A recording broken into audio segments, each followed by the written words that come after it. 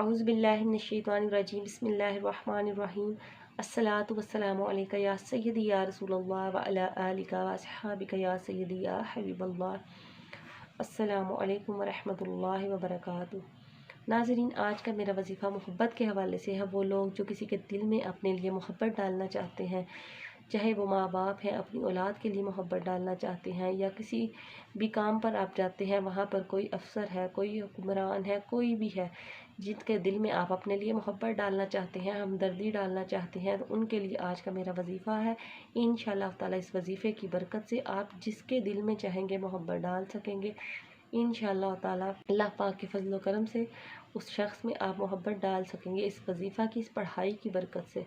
लेकिन नाज़रीन, मैं आपको इतना बताती चलूँ कि आप ये अमल जिसके लिए भी करें वो बिल्कुल जायज़ होना चाहिए। नाजायज़ मकसद के लिए आपने ये अमल बिल्कुल नहीं करना, सिर्फ़ और सिर्फ जायज़ मकसद के लिए आपने ये अमल करना है। इंशाअल्लाह ताला अल्लाह पाक बुरा फरमाएगा। तो नाज़रीन, इसके लिए आपको क्या करना है, पारा नंबर 30 सूरह माआरिज की आयत नंबर 35 आपने रोज़ाना 33 मरतबा पढ़नी है। और वो आयत करीमा ये है, उलाइका फ़ी जन्नातिम मुकरमून।